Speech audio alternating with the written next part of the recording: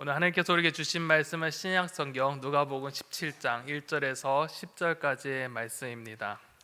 신약성경 누가복음 17장 1절에서 10절까지의 말씀을 이 시간 저와 여러분들이 한 절씩 교독하도록 하겠습니다. 누가복음 17장 1절에서 10절까지의 말씀을 이 시간 함께 교독하도록 하겠습니다. 예수께서 제자들에게 이르시되 실족하게 하는 것이 없을 수 없으나 그렇게 하게 하는 자에게는 화로다. 그가 이 이 작은 자 중에 하나를 하나를 실족하게 할진대 차라리 연자 맷돌이 그 목에 매여 바다에 던져지는 것이 나으리라. 너희는 스스로 조심하라. 만일 내 형제가 죄를 범하거든 경고하고 회개하거든 용서하라. 만일 하루에 7번이라도 내게 죄를 짓고 7번 내게 돌아와 내가 회개하노라 하거든 너는 용서하라 하시더라. 사도들이 주께 여짜오되 우리에게 믿음을 더하소서 하니 주께서 이르시되 너희에게 겨자씨 한 알만한 믿음이 있었더라면 이 뽕나무더러 뿌리가 뽑혀 바다에 심기어라 하였을 것이요 그것이 너희에게 순종하였으리라. 너희 중 누구에게 밭을 갈거나 양을 치거나 하는 종이 있어 밭에서 돌아오면 그더러 곧 와 앉아라 먹으라 말할 자가 있느냐. 도리어 그더러 내 먹을 것을 준비하고 띠를 띠고 내가 먹고 마시는 동안에 수종 들고 너는 그 후에 먹고 마시라 하지 않겠느냐. 명한 대로 하였다고 종에게 감사하겠느냐. 이와 같이 너희도 명령받은 것을 다 행한 후에 이르기를 우리는 무익한 종이라 우리가 하여야 할 일을 한 것뿐이라 할지니라. 아멘. 우리는 신앙생활을 하면서 항상 해야 될 질문 그리고 항상 이것에 답해야 할 것들이 있습니다. 바로 우리는 예수님의 제자입니까? 라는 질문입니다. 또한 이것을 바꿔 말하여서 나는 믿음의 사랑입니까? 라는 질문을 언제나 해야 됩니다. 그리고 이것에 합당한 삶을 살아가고 있는지 우리는 언제나 그것에 대해 점검하고 살아가야 합니다. 이러한 질문은 우리가 이 땅에서 살아갈 때 삶의 방향성을 잃지 않게 하는 큰 도움을 주는 질문이기도 합니다. 오늘 본문의 경우 예수님께서는 제자들에게 또한 이 질문을 던지시면서 제자들이 정말 어떻게 살아가야 할 것인가, 믿음의 삶이 무엇인가, 또 어떻게 이러한 삶을 살아가야 될 것인가에 대한 답을 우리에게 알려주고 있습니다. 예수님께서는 누가복음 13장 10절부터 혹은 더 넓게는 누가복음 9장 51절부터 하나님의 나라와 그 제자도에 대해서 가르쳐주고 계셨습니다. 제자들이 어떠한 삶을 살아야 하는지, 또한 이 땅에서 소외되고 가난하고 약한 자들이 어떠한 자세를 가지고 우리가 살아가야 될 것인가 예수님께서는 계속적으로 비유를 통해 말씀해 주셨습니다. 특히 이러한 가르침 속에서는 한 집단을 반면교사 삼으셨는데 바로 그 집단이 바리새인 집단입니다. 바리새인이라 하면 당시 그 어떤 집단보다도 하나님의 그 율법을 엄격하게 해석하고 준수하는 것으로 잘 알려진 집단입니다. 작은 것 하나라도 지키려고 애쓰는 사람이었기에 그 누구보다도 경건하다고 그렇게 살아가고 있다고 자부하는 사람들이 바로 바리새인들이었습니다. 그렇다 보니 다른 어떤 집단보다 우월하다고 또한 좀 더 경건하다고 그들은 생각했습니다. 그렇다 보니 자신보다 못하다고 생각하는 사람들이 있다면 그들을 무시하기도 했고 정죄하기도 했고 비난하기도 했습니다. 그런데 예수님은 이러한 형태를 보인 이 바리새인들을 향하여서 위선자라고 지적하셨습니다. 겉으로 보기에는 믿음이 좋은 사람으로 여겨졌지만 실제로 그들의 마음속에는 탐욕과 교만이 가득 차 있었기 때문입니다. 거기에 하나님은 이 연약한 자, 이 약한 자, 가난한 자를 보호하라고 언제나 말씀하여 주셨지만 이들을 보호하기는커녕 그들을 착취하고 강탈하고 악독한 짓을 행했습니다. 그래서 예수님은 이 바리새인들을 향하여서 교만하고 위선적인 바리새인의 모습을 통하여서 제자로서 어떠한 삶을 살아가야 될지, 정말 진짜 믿음의 삶이 무엇인지를 우리에게 가르쳐 주고자 했습니다. 오늘은 두 가지 관계 속에서 믿음의 사람이 어떻게 살아갈지에 대해서 우리에게 알려주십니다. 먼저는 믿음의 공동체 내에서 믿음의 사람이 어떠한 생각과 어떤 관계 속에 살아가야 될지에 대해서 알려주십니다. 그리고 두 번째는 하나님과의 그 관계 속에서 하나님의 분을 받는 종으로 어떠한 삶을 살아갈지에 대해서 우리에게 알려주시고 있습니다. 믿음의 사람, 제자로서 어떻게 살아가고 어떤 태도로 삶을 살아가야 될지 오늘 본문의 구조와 또한 그것을 통해 자세히 한번 살펴보도록 하겠습니다. 오늘의 본문의 구조는 앞서 말했던 것처럼 두 개의 단락으로 구분되어져 있습니다. 첫 번째는 믿음의 공동체에서 어떠한 믿음의 삶을 살아갈 것인가, 그래서 구체적인 행동으로서는 실족하지 않게 해야 된다라는 말씀과 함께 형제를 용서해야 된다라는 말씀을 가르쳐주고 있습니다. 그리고 예수님은 이러한 삶을 실천하기 위해 어떠한 동기를 가지고 살아가야 될 것이냐, 그 두 번째 단락에서는 바로 하나님과의 관계에서 이 행위의 동기를 찾고 있습니다. 바로 믿음이라는 것과 함께 이것에 대해서 순종해야 될 것을 말씀하시면서 종이 마땅히 해야 될 태도에 대해서 가르쳐주고 있습니다. 오늘 본문을 자세히 살펴보면서 제자들에게 어떠한 삶이 요구되어야 되는지, 그 믿음의 행동이 어떠한 동기에서 해야 될지 한번 자세히 살펴보도록 하겠습니다. 첫 번째는 믿음의 공동체에서 예수님께서는 가르쳐 주십니다. 예수님께서는 이 믿음의 공동체, 작게 말해서 우리의 믿음의 사람들의 안에 있는 공동체 사람들이 어떠한 삶을 살아갈 것인가, 어떻게 살아가야 될 것인가에 대해서 말씀해 주십니다. 그 첫 번째가 제자들이 한 영혼도 실족하지 않도록 하는 것이었습니다. 1절 말씀해 보면 예수께서 제자들에게 이르시되 실족하게 하는 것이 없을 수는 없으나 그렇게 하는 자에게 화로다라고 말씀하여 주십니다. 여기서 한 가지 단어, 이 실족이라는 단어가 등장합니다. 이것의 원의미를 찾아보면 이 트랩, 덫이라는 의미도 있고 또한 장애물이라는 뜻도 있습니다. 그래서 무언가로 인해 넘어지게 하는 것이라는 의미를 가지고 있어서 죄에 걸려 넘어지는 상태를 바로 실족이라고 말하고 있습니다.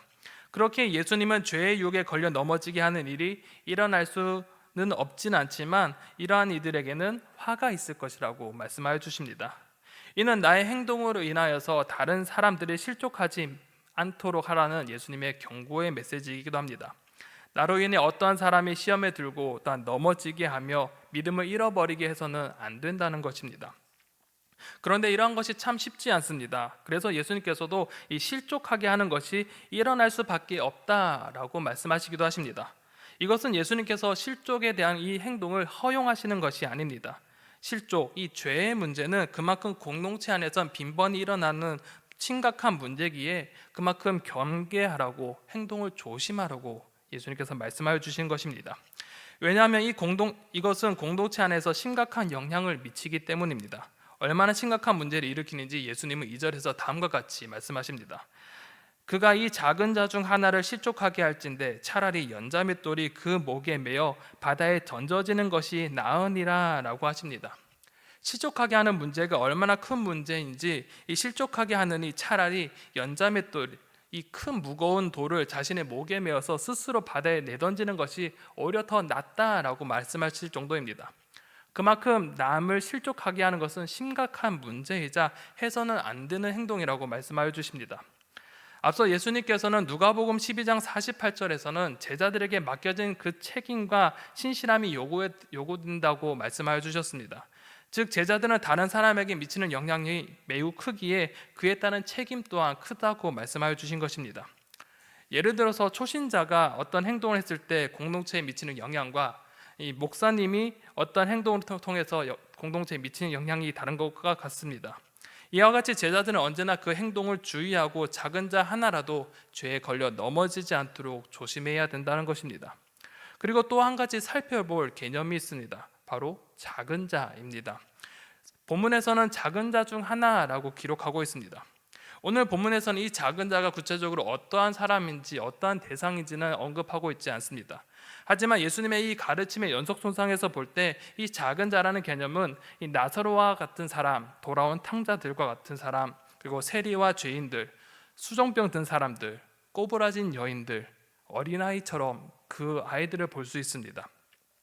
이들은 세상에서 볼 때는 한찮은 존재이며 사회적으로는 변두리에 있는 집단 사람들입니다. 사회적 관심으로 멀어진 사람들입니다. 멸시받는 집단이고 소외 집단이기도 합니다. 하지만 하나님의 나라에서는 이들이 천대받는 집단이 아니라고 말씀하여 주십니다. 오히려 예수님은 이들을 영접하고 환대하라고 가르쳐 주십니다.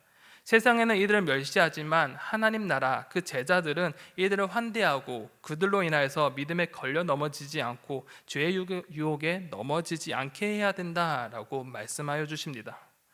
그런데 세상은 전혀 그렇지 않습니다. 앞서 예수님께서는 부자와 거지 나사로에 대한 비유를 말씀해 주셨습니다.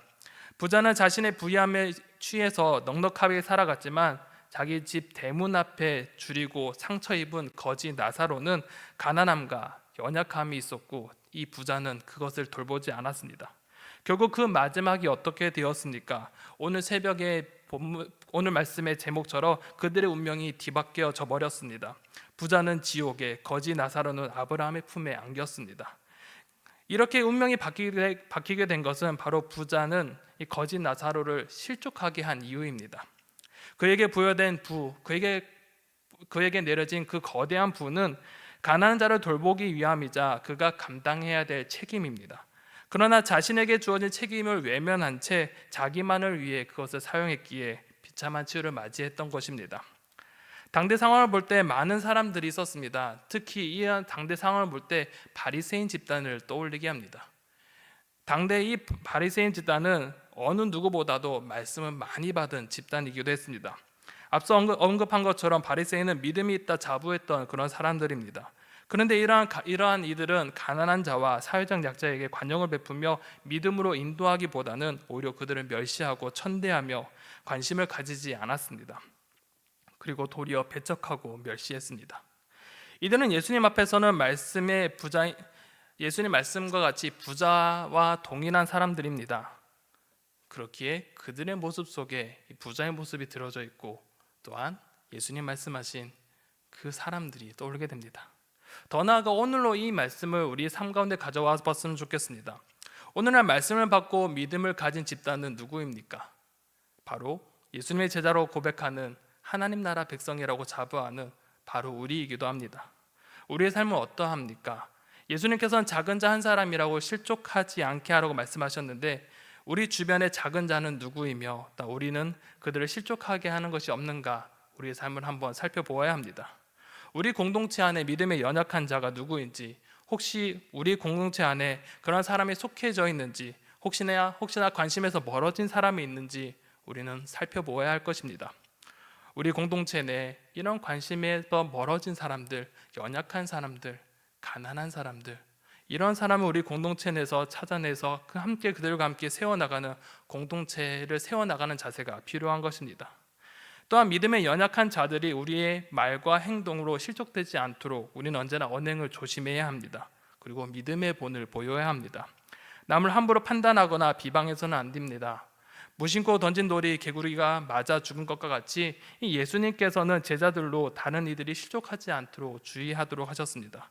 믿음의 본을 보임으로써 우리를 통하여서 그들이 믿음을 잃지 않고 오히려 믿음이 성장해 나갈 수 있도록 우리는 언제나 노력해야 될 것입니다. 이렇게 예수님은 작은 자를 실족하지 않도록 그들에게 관심을 가지며 그들이 실족하지 않도록 믿음의 본을 보이라 라고 말씀하여 주셨습니다. 이후에 예수님께서는 또한 죄에 대해서 어떻게 반응해야 될지에 대해서 알려주십니다. 3절에 보면 너희는 스스로 조심하라. 만일 내 형제가 죄를 범하거든 경고하고 회개하거든 용서하라 라고 말씀하십니다. 예수님께서는 죄에 대해서 두 가지의 반응을 하라 라고 말씀하십니다. 그 첫 번째는 죄를 범하면 경고하라. 그리고 두 번째는 그리고 회개하면 용서하라 입니다. 이는 타인에 의해서 실족하게 한 것과 대비하여서 스스로 실족한 것, 스스로 죄를 범한 형제에 대해서 책망과 용서가 적절하게 이루어져야 됨을 우리 가운데 가르쳐 주십니다. 공동체 안에서 형제가 죄를 지은 것에 대해 무관심하는 것을 예수님께서는 원치 않으십니다. 그들을 향해 경고하고 꾸짖음으로써 하나님께 돌아오게 하라고 하십니다. 그런데 꾸짖고 경책하는 것은 참 쉬운데 그 다음이 어려운 것 같습니다. 바로 용서입니다. 예수님은 그들이 회개하면 용서라고 말씀해 주셨습니다. 특히 4절과 같이 만일 하루에 7번이라도 내게 죄를 짓고 7번 내게 돌아와 내가 회개하노라 하거든 너를 용서하라고 하시더라 라고 말씀하십니다. 이는 하루에 7번까지 용서라는 것이 아니라 완전한 용서, 무조건적인 용서를 해주라고 말씀하십니다. 이는 마치 15장에 보면 잃어버린 아들 탕자 이야기를 떠올리게 합니다. 탕자가 자신의 잘못을 알고 돌아왔을 때 아버지는 어떻게 반응했습니까? 그 죄를 지은 아들을 환대하고 그들을 용서해 줬습니다. 종이 되겠다고 돌아온 아들을 종이 아니라 아들의 지위를 회복시켜주며 그를 위해 잔치까지도 벌여주셨습니다. 그런데 이러한 모습 속에 한 사람, 이 안이 꼽게 본 한 사람이 있었습니다. 바로 맏아들입니다. 동생이 잘못을 저지르고 돌아와 회개함으로 용서받는 그 모습을 이 맏아들은 인정하지 못했던 것입니다. 그래서 그 마음속에 꽁한 채 바깥에서 머물러 있었던 것입니다. 제자로서 우리는 이 맏아들과 같은 태도를 피해야 할 것입니다. 죄를 인정하고 회개하고 돌아온 이들을 향해 환대하고 받아들이는 이 하나님처럼 우리는 그들을 환대하고 용서해야 될 것입니다. 주님께서 용서하셨으니, 주님께서 그들을 환대하여 주셨으니 우리 또한 그와 함께 용서하며 하나의 공동체로 함께 세워져 나가야 될 것입니다. 이를 두고 신학자 슈타우퍼라는 사람이 이렇게 이야기했습니다. 책망에는 하나님 앞에서 갖는 공통의 죄책에 대한 인식과 그로 인한 무조건적인 용서의 정신이 수반되어야 한다라고 합니다. 결국 예수님께서 말씀하신 것처럼 책망과 함께 용서의 정신이 함께 동반되어야 된다는 것입니다. 우리에게 필요한 것이 무엇일까? 바로 예수님께서 말씀하신 이 죄에 대한 인식으로 인한 책망과 함께 용서의 마음이 함께 있어야 된다는 것입니다. 그런데 우리의 삶을 한번 되돌아보면 분명 죄에 대해서 경각심을 가지고 그에 대해서 민감하게 반응하는 것은 너무나 당연하게 잘하고 있습니다. 죄라고 질책하고 책망하는 것은 너무나 쉽습니다. 그리고 그에 따른 회개를 요구하기도 합니다. 그런데 그 다음에 있을 용서에 대해서는 거기까지 머무르지 나아가지 못하는 것 같습니다. 어찌 보면 죄를 질책하는 것은 쉽지만 용서하는 것은 참 어려운 것이 우리의 현실이기도 합니다. 우리는 애초에 어떤 사람이었을까? 우리는 가끔 까먹습니다. 우리는 애초에 탕자였습니다. 그러나 하나님의 아버지의 그 용서로 인하여서 하나님의 나라 그 집에 거하면서 살게 되었습니다. 그런데 다른 이들이 죄를 회개하고 돌아와 아버지께 용서를 받을 때 우리는 맏아들과 아버지의 마음에 반해 꽁하고 있는 그 모습처럼 믿고 있는 것이 아닌지 우리는 생각해 봐야 됩니다.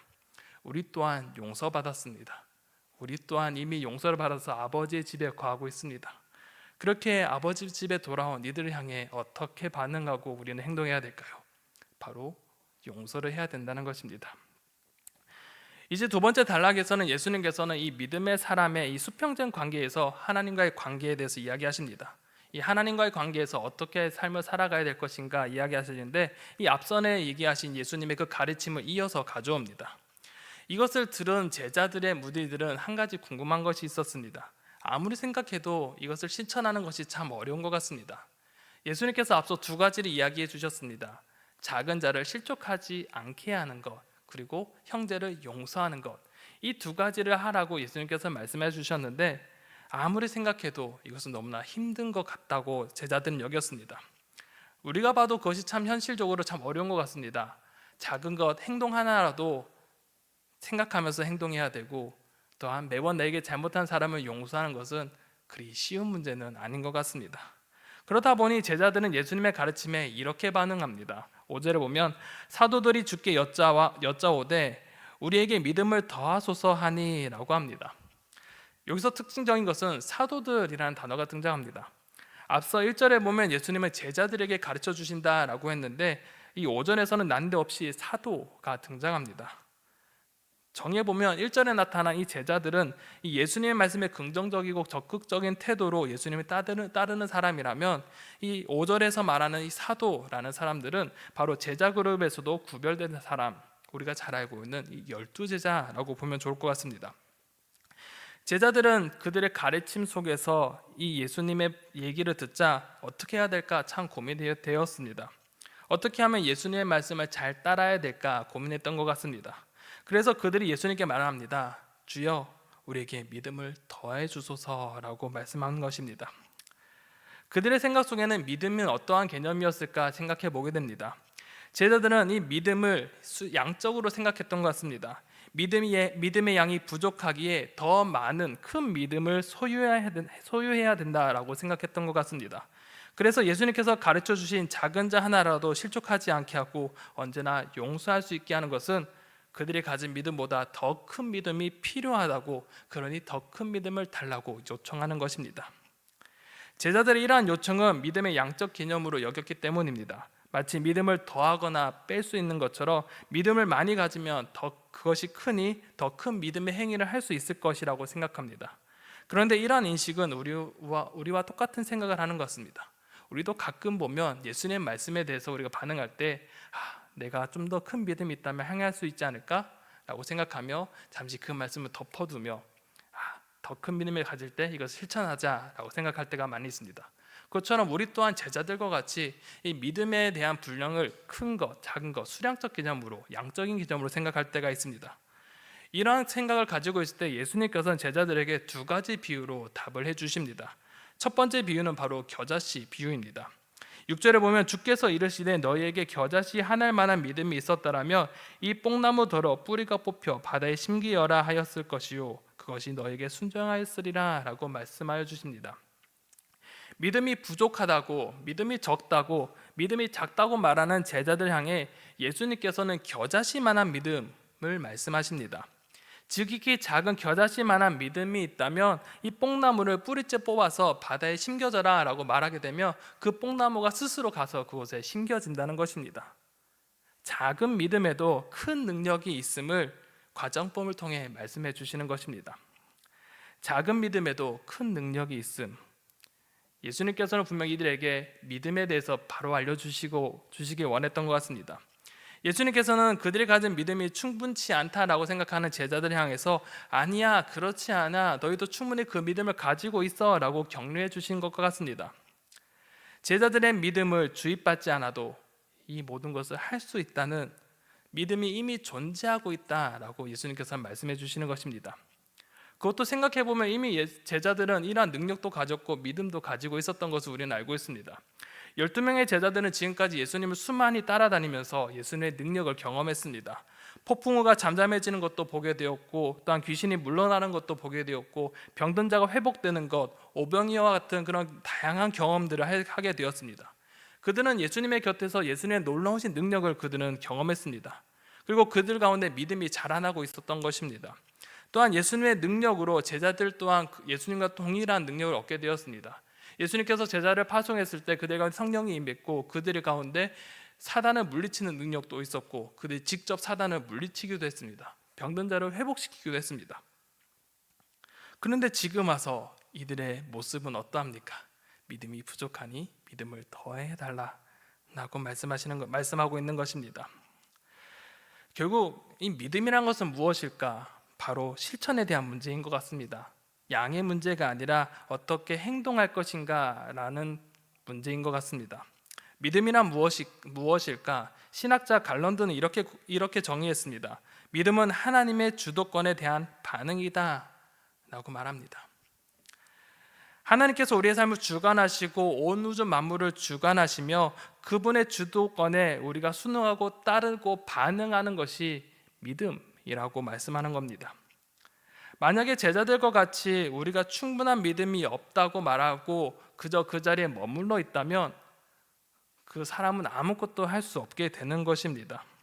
반대로 내게 주어진 그 믿음을 가지고 하나님의 그 주도권을 인정함으로써 그에 대한 반응을 하며 하나하나 행동해 나간다면 그의 삶 가운데 하나님의 능력이 펼쳐지게 되는 것입니다. 그렇기에 믿음은 그저 양적인 개념, 양이 많아야 어떤 것을 행동하는 것이 아니라 바로 즉각적으로 행동하는 것, 하나님의 그 주도권에 대한 반응이라고 말할 수 있는 것입니다. 그렇기에 예수님께서는 이 제자들을 향해서 겨자씨가 하나 믿음이라고 말씀하시면서 너에게 이미 그 충분한 믿음을 가지고 있어. 그러니 너희는 그저 행동하기만 하면 돼 라고 말씀하시는 것입니다. 이미 너희 가운데 하나님의 주권이 너희 가운데 많이 알게 되었고 너희도 이미 그 능력을 받았고 믿음을 가졌으니 한번 행동하면 돼. 그러면 하나님의 능력이 너희 가운데 함께 할 거야 라고 격려해 주시는 것입니다. 예수님이 이렇게 이들 가운데 믿음이 있음을 말하면서 그렇게 할 수 있다라고 말씀해 주십니다. 이렇게 실천할 수 있다고 용기를 불어넣어 주신 후에 두 번째 비유를 또한 그들에게 알려주십니다. 바로 종에 대한 태도에 대한 비유입니다. 7절과 8절에 보면 이렇게 말씀하십니다. 너희 중 누구에게 밭을 갈거나 양을 치거나 하는 종이 있어 밭에서 돌아오면 그더러 곧 와 앉아서 먹으라 말할 자가 있느냐? 도리어 그더러 내 먹을 것을 준비하고 띠를 띠고 내가 먹고 마시는 동안에 수종 들고 너는 그 후에 먹고 마시라 하지 않겠느냐라고 말씀합니다. 주인에게는 한 종이 있었습니다. 당시 이 종은 주인의 일을 맡아서 하는 자였습니다. 그리고 일반 노동조와 달리 그들은 봉급을 받지 않는 사람들이었습니다. 그저 주인에 속한 일꾼으로서 주인에게 특별한 대가나 대접을 받지 않는 사람이고, 또한 종 또한 기대를 하지 않는 그런 시대적 상황이었습니다. 종은 주인의 환대의 대상도 아니었고, 또한 겸상의 대상도 아니었고, 또한 주인에 대한 어떠한 기대도 할 수 없는 그런 존재였습니다. 이런 상황 속에서 종이 하루 종일 밖에서 열심히 일을 하고 주인 집에 돌아왔을 때 주인이 그를 환대하는 것을 기대했을까요? 안 했을까요? 주인이 아이고 잘했다, 수고했다 하면서 그를 위해서 밥상을 차려줄까요? 아니면 밥상을 차려야 될까요? 밥상을 차려야 될 것입니다. 밖에서 일을 하고 왔지만 바로 주인의 시종을 들어야 하는 것이 바로 종의 임무입니다. 그리고 그 모든 것이 끝났을 때 자신을 돌볼 시간이 주어지는 것이 바로 종의 임무이자 종의 삶입니다.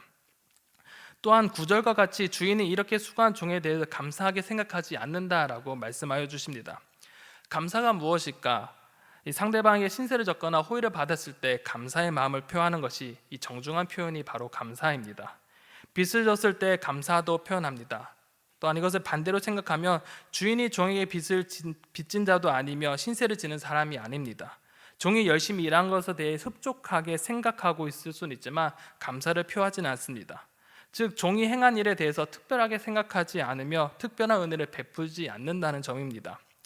예수님께서는 주인과 종의 비유를 통해서 이 비정한 주인에 대해서 집중하는 것이 아니라 종의 역할과 종의 태도에 대해서 주목하기 원하십니다. 이처럼 종이 주인을 위해서 어떠한 대가를 바라지 않고 일하는 것, 그 모습에 집중해야 됩니다. 종은 단지 자신에게 주어진 임무를 충실히 해나가는 것뿐입니다. 즉 자신이 맡은 일에 대한 종의 태도인 마땅함을 강조하는 것입니다. 종은 주인으로부터 주어진 일에 마땅히 순종합니다. 그저 성실하게 주어진 일에 대해서 책임감 있게 감당하는 것 그뿐입니다. 그 행위에 대한 대가를 바라고 행하는 것이 아니라 마땅히 그저 충성하는 것이 종의 임무이기 때문입니다. 그렇게 예수님 10절에 다음과 같이 말씀하여 주십니다. 이와 같이 너희도 명령받은 것을 다 행한 후에 이르기를 우리는 무익한 종이라 우리가 하여야 할 일을 할 것뿐이라 할지니라 라고 말씀하여 주십니다. 믿음의 삶을 살아내는 것, 예수님께서 말씀하신 것을 지킬 수 있다는 것은 그저 우리가 무익한 종이기 때문에 가능한 것입니다. 무익한 종이 무엇일까? 그저 아무짝에 쓸모없는 종이라는 것이 아니라 주인으로부터 어떠한 대가를 요구하지 않는 종, 그것이 바로 무익한 종인 것입니다. 그저 무익한 종은 대가를 바라지 않은 채 주인이 명한 대로 그 명한 것을 그저 행할 뿐, 그것을 의무로 여기는 사람이 무익한 종입니다. 그렇게 주어진 일을 다 마친 후에 보상이 아닌 그저 해야 할 일을 했다고 그들은 고백하는 것입니다. 이러한 제자의 태도는 고린도전서 9장 16절에 나타난 바울의 고백을 우리는 생각나게 합니다. 바울은 이렇게 고백합니다. 내가 복음을 전할지라도 자랑할 것이 없음은 내가 부득불할 일임이라. 만일 복음을 전하지 아니하면 내게 화가 있을 것이로다 라고 말씀합니다. 주께서 바울에게 명하신 사명, 복음을 전파하는 것에 대해서 자랑할 것이 없다라고 말합니다. 단지 내게 주신 사명, 내 삶의 주권을 가진 하나님께서 무익한 종인 나 바울에게 명하신 일이기에 그저 내가 감당하고 순종하는 것이라고 고백하고 있는 것입니다. 예수님께서는 제자에게 행해야 될 믿음의 자세, 바로 무익한 종으로서 마땅히 순종하는 것이 필요하다고 우리 가운데 말씀하여 주시는 것입니다. 말씀을 정리하고자 합니다. 예수님께서는 제자를 향하여서 이 작은 자 하나라도 실족하지 않게 하라라고 말씀해 주셨습니다. 또한 죄에 넘어지지 않게 하는 것과 동시에 그들에게 관심과 사랑을 베풀라라고 말씀하십니다. 또한 죄를 지은 형제에 대해서 경고하고 회개하며 그들을 온전히 용서하라라고 말씀합니다. 또한 그들이 실족하지 않게 용서하라 말씀하셨습니다. 그러나 이것이 힘들지만 이것을 어떻게 행할 수 있느냐? 이미 우리 가운데 가지고 있는 그 믿음을 가지고 있으니 그저 행하라고 말씀합니다. 또한 이것을 행하는 것은 어떠한 공로를 위함이 아니라 마땅히 해야 될 일, 마땅히 순종해야 될 일임을 우리에게 가르쳐주고 있습니다.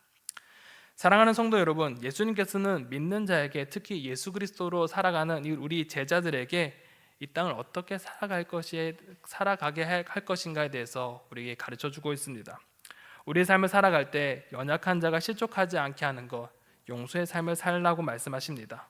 더 나아가 우리에게 이러한 삶이 필요한 것은 바로 믿음이며 믿음을 통해 마땅히 순종하라라고 말씀하여 주십니다.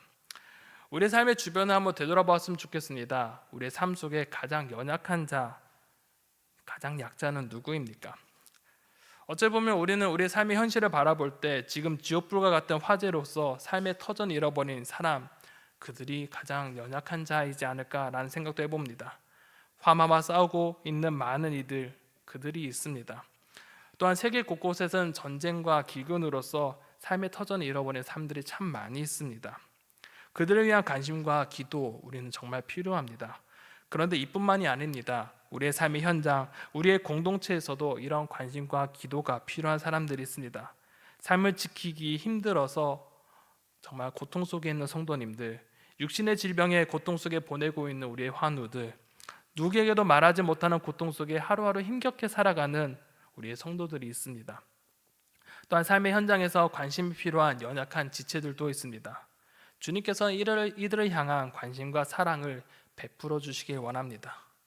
또한 많은 이들을 용서하길 원하신다라고 말씀하여 주십니다. 우리는 질책하기 쉬우나 사랑하고 용서하기를 주저할 때가 참 많이 있습니다. 또한 잘못한 일을 다시 공동체 원으로 받아들이고 환대하는 것이 어려울 때가 참 많이 있습니다. 마치 마다들과 같이 용서하지 못한 채 그저 핀잔만 주고 있을 때가 참 많이 있습니다. 이럴 때 주님께서 나를 용서하신 것을 우리는 기억해야 됩니다. 이미 예수님께서 우리를 용서하여 주셨고 하나님 나라 그 집 안에 거하게 하셨으니 우리 또한 그 은혜를 생각하며 주님께서 용서하신 그 사람들을 우리는 온전히 용서해야 될 줄로 믿습니다. 그런데 사실 이것은 쉽지 않습니다. 그렇게 살려고 하지만 그렇게 살려고 애를 써야 합니다. 치열하게 죄의 유혹과 싸우면서 믿음의 삶을 살아내야 합니다. 왜냐하면 주님께서 이미 우리에게 믿음을 주셨고 그 믿음의 증거를 주셨기 때문입니다. 이미 우리에게 수많은 은혜가 부어졌기에 우리는 주님께서 말씀하시는 그대로 행할 수밖에 없습니다. 비록 우리가 지금 주저하고 있는 것은 어쩌면 우리가 할 수 없다라고 생각할 뿐 이미 우리는 그 능력을 부여받았다는 것을 기억하시기 바랍니다. 그렇게 주님께서 주신 믿음을 통해 마땅히 순종하시기를 바랍니다. 우리는 무익한 종이기에 우리에게 주어진 말씀을 그저 따를 뿐입니다. 그런데 놀라운 사실 하나가 있습니다. 이렇게 무익한 종으로서 마땅히 말씀에 순종하는 것을 살아갈 때 누가복음 12장 37절은 마지막 때에 예수님께서 주인인 예수님 하나님께서 우리를 환대하며 우리에게 상을 차려주시는 장면이 있습니다. 결국 우리는 마지막 때에 예수님께서 이렇게 말씀하실 것입니다. 제주방언으로 폭삭 속았수다. 정말 수고 많았다. 격려해 주시면서 우리의 삶을 보호해 주시고 격려해 주시면서 잘 왔다. 참된 종이라고 우리 가운데 격려해 주시면서 우리를 받아주실 것입니다. 이 땅을 살아갈 때 하나님의 말씀을 실천하는 것은 참 어렵습니다. 하지만 주님께 주신 그 믿음을 가지고 주님께 주신 그 믿음의 은혜의 그 기억을 가지고 하루하루 그 말씀에 순종하며 살아가는 우리의 성도님들이 되시기를 간절히 소망합니다.